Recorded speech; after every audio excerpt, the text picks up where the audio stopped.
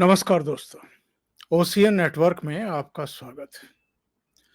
आपको मैं कुछ चित्र दिखाता हूँ। पहला चित्र देखिए।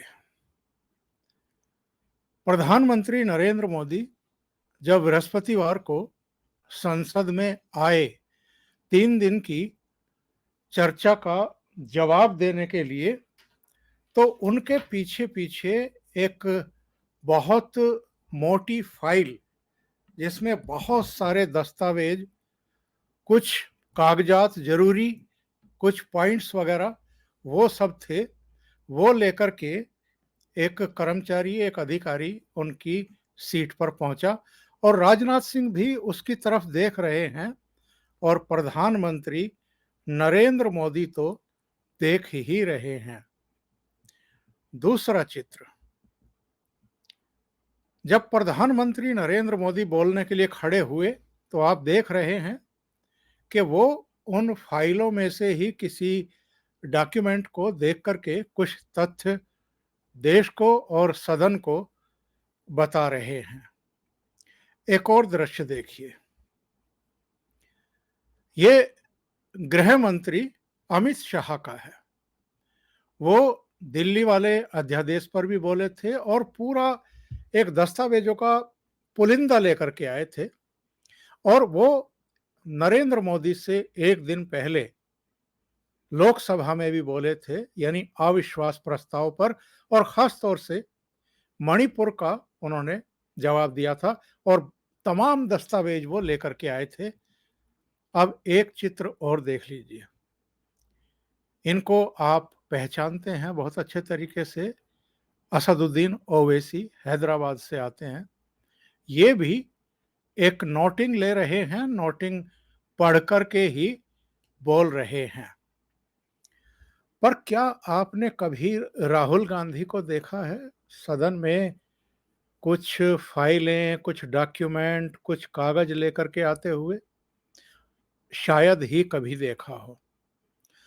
पहले कुछ नोटिंग वगैरह, इनके जो सलाहकार हुआ करते थे, जो इनको बताते थे कि आपको किन मुद्दों पर बोलना है, वो कुछ पॉइंट वगैरह नोट करके इनकी टेबल पर रख देते थे आगे, जहाँ ये बैठते हैं।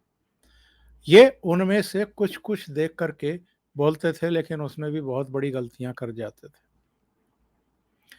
एक सांसद के तौर पर, एक नेता के तौर पर और एक संसदविद के तौर पर राहुल गांधी की अपनी आज तक कोई पहचान क्यों नहीं बन पाई है, जबकि उनका संसदीय जीवन जो है वो 23-24 साल का हो चुका है। 2004 में ये संसदीय राजनीति में आए थे, पहला चुनाव लड़ा था। उस हिसाब से भी देखें तो 19-20 साल का तो हो गया है। 19-20 साल के अंदर इन्होंने दूसरे नेताओं से क्या सीखा है, या कुछ सीखने को तैयार ही नहीं है। और आजकल तो अंदर बाहर होते रहे हैं। अभी 2 साल की सजा हुई थी तो सांसद पद के लिए अयोग्य घोषित कर दिए गए थे। सुप्रीम कोर्ट की मेहरबानी रही, इनकी सजा पर स्टे कर दिया, 2 साल की सजा पर स्टे कर दिया। तब तक इनकी सांसदी फिर बहाल हो गई। संसद में आए और संसद में आकर के मणिपुर पर जो इन्होंने ज्ञान दिया और जिस तरह की लैंग्वेज का प्रयोग किया, और जब वो बोल रहे थे तो पूरा सदन भी देख रहा था, मीडिया भी देख रहा था, देश और विदेश भी देख रहे थे कि इनके हाथ में कोई दस्तावेज नहीं था, कोई कागज नहीं था, कोई नोटिंग नहीं थी। ये उसी अंदाज में हाथ घुमा-घुमा करके बोल रहे थे और चेयर को एड्रेस नहीं कर रहे थे, पता नहीं किसको एड्रेस कर रहे थे, पर अपनी भड़ास निकाल रहे थे और ऐसी-ऐसी बातें कह गए सदन में खड़े होकर के। प्रधानमंत्री नरेंद्र मोदी की तो रावण से तुलना कर ही दी इन्होंने। जो अमित शाह हैं गृह मंत्री देश के, उनकी तुलना और अडानी की तुलना कुंभकर्ण और मेघनाथ से कर गए। और उससे पहले तो इतना आपत्तिजनक बयान दे गए पता नहीं किस झोंक में रहते हैं कि साहब इन्होंने भारत माता की मणिपुर में हत्या कर दी। कई बार मैं सोचता हूं कि ये एक्चुअल में कर क्या रहे हैं। ये तो ठीक है कि जनता आपको लगातार ठुकरा रही है, आपको इस लायक नहीं समझ रही है कि आप पर भरोसा किया जा सके, आपको देश के भावी प्रधानमंत्री के तौर पर देखना शुरू किया जाए। भले ही आपकी मम्मी चाहती हो, आपकी बहन जी चाहती हो, कांग्रेस में आपके चाटुकार चाहते हों, पर देश कम से कम राहुल गांधी को गंभीरता से नहीं लेता है। पर जब ये इस तरह के हमले एक 2 बार के चुने हुए लोकप्रिय प्रधानमंत्री पर करते हैं या उनकी सरकार पर करते हैं और इस तरह के, मैं तो कहूँगा कि वाहियात बयान देते हैं, बल्कि बदतमीजी करते हैं, इससे ये ना केवल अपने खानदान की नाक कटवा रहे हैं, उनका नाम डुबो रहे हैं, बल्कि पार्टी को और गहरे अरब सागर में डुबोने का काम कर रहे हैं। जो ये कह कर के गए सदन के भीतर कि ये लोग मणिपुर में जो है माँ भारती की हत्या कर दी इन्होंने, उस पर प्रधानमंत्री नरेंद्र मोदी ने भी इनको जवाब दिया और कटघरे में न केवल इनको खड़ा किया, इनकी समझ पर सवाल खड़े किए, बल्कि इंदिरा गांधी और जवाहरलाल नेहरू को भी उन्होंने लपेट लिया, यानी उनको भी निपटा दिया लगे हाथ।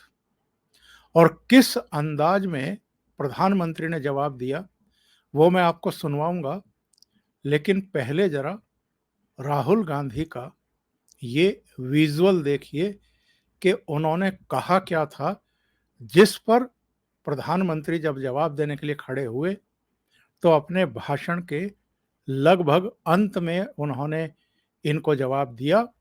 और इंदिरा गांधी के जो कारनामे थे, नेहरू के जो कारनामे थे, पूर्वोत्तर को लेकर के भी और अकाल तख्त पर हमला कराने को लेकर के भी, उस पर किस तरीके से इनको और इनके खानदान को ही घेर लिया, वो भी मैं आपको सुनवाऊंगा। लेकिन पहले जरा इनको सुन लीजिए, ये किस अंदाज में भाषण दे रहे थे। ये अपने आप में बहुत सोचनीय विषय है कि ये करीब करीब 20 साल का संसदीय जीवन जिनका हो चुका है, उनको अभी तक ये समझ में नहीं आया है कि पार्लियामेंट में जब बोला जाता है तो किस तरीके से बोला जाना चाहिए। भारत इस देश के सब लोगों की आवाज है और अगर हम उस आवाज को सुनना चाहते हैं, हमें अहंकार को, नफरत को मिटाना पड़ेगा। भारत एक आवाज है, भारत हमारी जनता की आवाज है, दिल की आवाज है। उस आवाज की हत्या आपने मणिपुर में की। इसका मतलब भारत माता की हत्या आपने मणिपुर में की।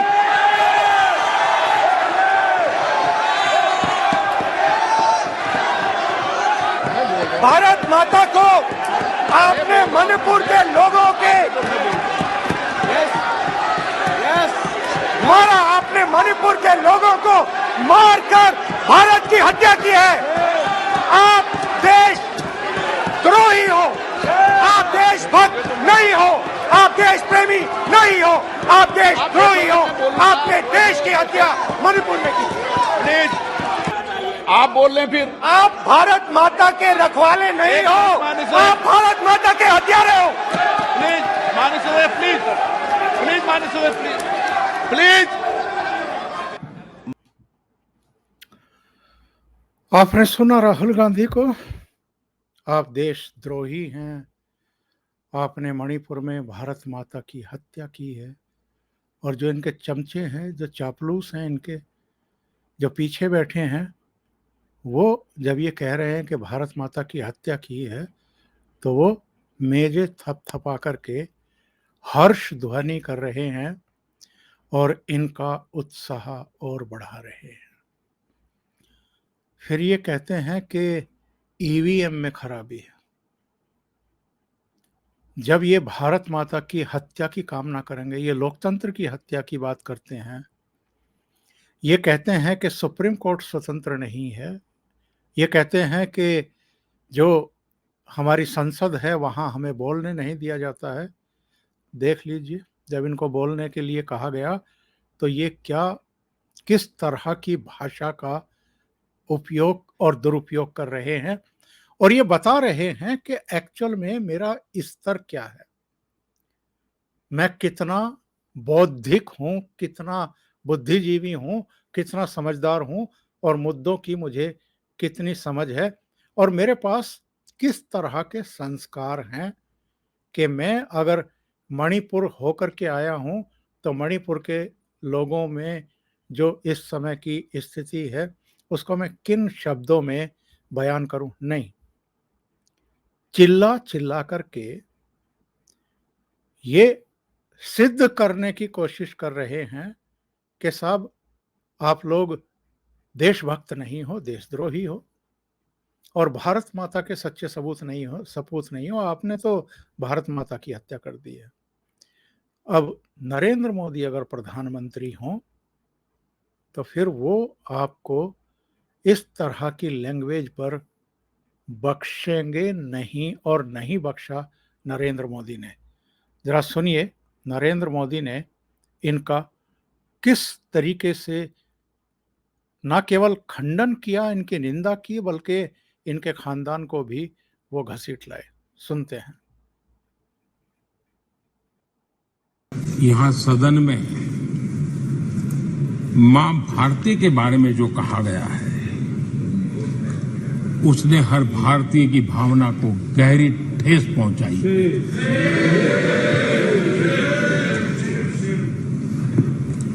अध्यक्ष जी, पता नहीं मुझे क्या हो गया है, सत्ता के बिना ऐसा हाल किसी का हो जाता है। सत्ता सुख के बिना जी नहीं सकते हैं, और क्या क्या भाषा बोल रहे हैं। आदरणीय अध्यक्ष जी, पता नहीं क्यों कुछ लोगों को भारत मां की मृत्यु की कामना करते नजर आ रहे हैं। इससे बड़ा दुर्भाग्य क्या है। ये वो लोग हैं जो कभी लोकतंत्र की हत्या की बात करते हैं, कभी संविधान की हत्या की बात करते हैं। दरअसल जो इनके मन में है वही उनके कृतित्व में सामने आ जाता है। मैं हैरान हूं, और ये बोलने वाले कौन लोग हैं? क्या ये देश भूल गया है? ये 14 अगस्त विभाजन विभीषिका पीड़ादायक दिवस आज भी हमारे सामने उन चीख को लेकर के, उस दर्द को लेकर के आता है। ये वो लोग जिन्होंने मां भारती के 3-3 टुकड़े कर दिए।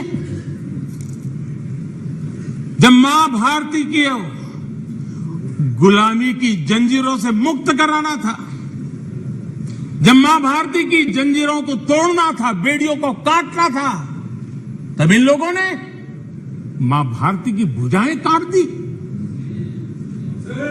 मां भारती के 3-3 टुकड़े कर दिए। और ये लोग किस मुंह से ऐसा बोलने की हिम्मत करते हैं? आदरणीय अध्यक्ष जी, ये वो लोग हैं जिस वंदे मातरम गीत ने देश के लिए मर मिटने की प्रेरणा दी थी। हिंदुस्तान के हर कोने में वंदे मातरम चेतना का स्वर बन गया था।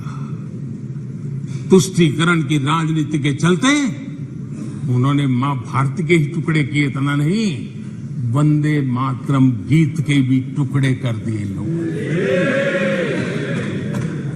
ये वो लोग हैं माननीय अध्यक्ष जी जो भारत तेरे टुकड़े होंगे, ये गैंग ये नारा लगाने वाले लोग, इनको बढ़ावा देने के लिए, उनका प्रोत्साहन करने के लिए पहुंच जाते हैं। भारत तेरे टुकड़े होंगे, उनको बढ़ावा दे रहे हैं। ये उन लोगों की मदद कर रहे हैं जो ये कहते हैं कि सिलीगुड़ी के पास जो छोटा सा नॉर्थ ईस्ट को जोड़ने वाला कॉरिडोर है, उसको काट दें तो बिल्कुल नॉर्थ ईस्ट अलग हो जाएगा। ये सपना देखने वालों का जो लोग समर्थन करते हैं, मैं 3 प्रसंग आपके सामने रखना चाहता हूं। ये जो 3 प्रसंग की बात प्रधानमंत्री नरेंद्र मोदी ने की थी, ये क्यों की? क्योंकि इसके लिए राहुल गांधी ने उनको बाध्य कर दिया। राहुल गांधी ने जिस तरीके से मणिपुर की हिंसा पर राजनीतिक रोटियां सेकने का काम किया, 21-22 सांसदों को लेकर के ये मणिपुर की यात्रा पर गए, वहां ड्रामा किया पहले दिन तो कि नहीं हम तो सड़क मार्ग से जाएंगे, इनको कहा गया कि आप हेलीकॉप्टर से जाइए, माने नहीं।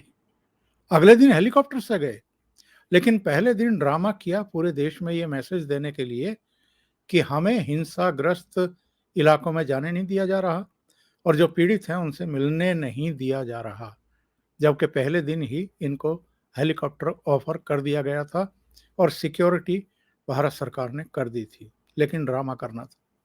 और वहां से आने के बाद इन्होंने जो पार्लियामेंट में मणिपुर की तस्वीर पेश की है, जिस तरीके से मणिपुर पर प्रधानमंत्री के बयान की मांग को लेकर के पूरा मानसून सेशन बर्बाद करके रख दिया, और जब बयान दिया अविश्वास प्रस्ताव पर आकर के, तो भी इन्होंने बहुत निचले स्तर की राजनीति की और यहां तक कह दिया कि मां भारती की हत्या आप लोगों ने वहां की है। तो पूर्वोत्तर में ही एक राज्य में इंदिरा गांधी ने क्या कारनामा किया था प्रधानमंत्री रहते हुए, एक तो उसका खुलासा प्रधानमंत्री ने किया। एक, जब 1962 का युद्ध हो रहा था, चीन ने आक्रमण किया था, तो जवाहरलाल नेहरू ने असम के लोगों को उनके हाल पर छोड़ दिया था, उसकी चर्चा की। और एक, अकाल तख्त पर जो सेना के जरिए कार्रवाई कराई थी इंदिरा गांधी ने, उसकी चर्चा की। अब आप ये बताइए, ये राहुल गांधी अपने खानदान की नाक कटवा रहे हैं, उनकी भद पिटवा रहे हैं या नहीं पिटवा रहे हैं? सुनिए नरेंद्र मोदी ने क्या क्या कहा, आगे का इनका वक्तव्य सुनते हैं। और बड़े दर्द के साथ कहना चाहता हूं, देशवासी भी सुन रहे हैं।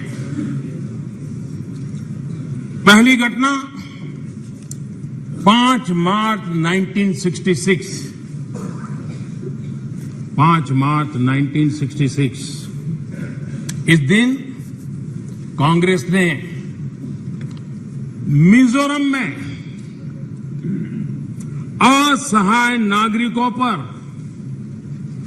अपनी वायुसेना के माध्यम से हमला करवाया था। और बड़ा गंभीर विवाद हुआ था। कांग्रेस वाले जवाब दे, क्या वो किसी दूसरे देश की वायुसेना थी क्या? क्या मिजोरम के लोग मेरे देश के नागरिक नहीं थे क्या? क्या उनकी सुरक्षा ये भारत सरकार की जिम्मेवारी थी कि नहीं थी? 5 मार्च 1966 वायुसेना से हमला करवाया गया, निर्दोष नागरिकों पर हमला करवाया गया। और माननीय अध्यक्ष जी, आज भी मिजोरम में 5 मार्च को आज भी पूरा मिजोरम शोक मनाता है। उस दर्द को मिजोरम भूल नहीं पा रहा है। कभी इन्होंने मरहम लगाने की कोशिश नहीं की है, घाव भरने का प्रयास तक नहीं किया है, कभी उनको इसका दुख नहीं हुआ है। और कांग्रेस ने इस सच को देश के सामने छिपाया है। दोस्तों, ये सत्य देश से उन्होंने छिपाया है कि अपने ही देश में वायुसेना से हमला करवाना, कौन था उस समय? इंदिरा गांधी। अकाल तख्त पर हमला हुआ है तो अभी भी हमारी स्मृति में है। उनको मिजोरम में उसके पहले ही आदत लग गई थी और इसलिए अकाल तख्त पर हमला करने तक वो पहुंचे थे, मेरे ही देश में। और यहां में उपदेश दे रहे हैं। आदरणीय अध्यक्ष जी, नॉर्थ ईस्ट में वहां के लोगों के विश्वास की इन्होंने हत्या की है। वो गांव किसी न किसी समस्या के रूप में उभर करके आते हैं, उन्हीं के कारनामे हैं। आदरणीय जी, मैं दूसरी घटना का वर्णन करना चाहता हूं और वो घटना है 1962। 1962 का वो खौफनाक रेडियो प्रसारण आज भी शूल की तरह नॉर्थ ईस्ट के लोगों को चुभ रहा है। पंडित नेहरू ने 1962 में जब देश के ऊपर चाइना का हमला चल रहा था, देश के हर कोने में लोग अपनी रक्षा के लिए भारत से अपेक्षा करके बैठे थे। उनको कोई मदद मिलेगी, उनकी जान माल की रक्षा होगी, देश बच जाएगा। लोग अपने हाथों से लड़ाई लड़ने के लिए मैदान में उतरे हुए थे। ऐसी विकट घड़ी में दिल्ली के शासन पर बैठे हुए और उस समय पर एकमात्र जो नेता हुआ करते थे, पंडित नेहरू ने रेडियो पर क्या कहा था? उन्होंने कहा था, my heart goes out to the people of Assam. ये हाल करके रखा था उन्होंने। वो प्रसारण आज भी असम के लोगों के लिए एक नस्तर की तरह चूपता रहता है। और किस प्रकार से उस समय नेहरू जी ने उन्हें अपने भाग्य पर छोड़ जीने के लिए मजबूर कर दिया था। ये हमसे हिसाब मांग रहे हैं। आदरणीय अध्यक्ष जी, यहां चले गए लोहियावादी, उनको मैं भी सुनाना चाहता था। तो आपने सुना, राहुल गांधी ने प्रधानमंत्री नरेंद्र मोदी को छेड़ करके उनके साथ अपमानजनक शब्दों का प्रयोग करके क्या हासिल किया। उनके दादी और उनके परनाना दोनों को जनता के कटघरे में खड़ा कर दिया प्रधानमंत्री नरेंद्र मोदी ने। अब जरा सोचिए, एक आदमी सत्ता के बिना कितना पगला सकता है। और कौन नहीं जानता है नेहरू के समय क्या क्या पाप हुए थे, कश्मीर में भी और दूसरी जगहों पर भी। इंदिरा गांधी के समय कितनी निरंकुशता थी, इमरजेंसी हुई और फिर इंदिरा गांधी की जब हत्या हुई, ऑपरेशन ब्लू स्टार के बाद, जब जिसका अभी चर्चा किया है, प्रधानमंत्री नरेंद्र मोदी ने अकाल तख्त पर जो सेना भेज करके अटैक कराया था आतंकवादियों को मारने के लिए, उसके बाद इंदिरा गांधी की हत्या हुई। दिल्ली में, कानपुर में, दूसरे शहरों में 3000 सिखों का कत्लेआम किया गया था। और राहुल गांधी के पिताजी ने क्या कहा था, राजीव गांधी ने, कि जब कोई बड़ा पेड़ गिरता है तो धरती कांपती है। और ये आज मणिपुर पर लेक्चर दे रहे हैं। अभी के लिए इतना ही। बहुत बहुत धन्यवाद। अगर आपको ये चैनल और इसके कंटेंट पसंद आ रहे हैं तो लाइक करें, कमेंट करें, वीडियो को शेयर भी करें। अभी तक अगर आपने ये चैनल सब्सक्राइब नहीं किया है तो सब्सक्राइब कर लें और साथ में लगे बेल आइकॉन को दबाना ना भूलें, ताकि आगे आने वाले वीडियो और उनके नोटिफिकेशन आप तक पहुंचते रहें। और आप चैनल को कंट्रीब्यूशन भी कर सकते हैं। वीडियो के नीचे कंट्रीब्यूशन के लिए लिंक दिए हुए हैं। बहुत बहुत धन्यवाद। नमस्कार।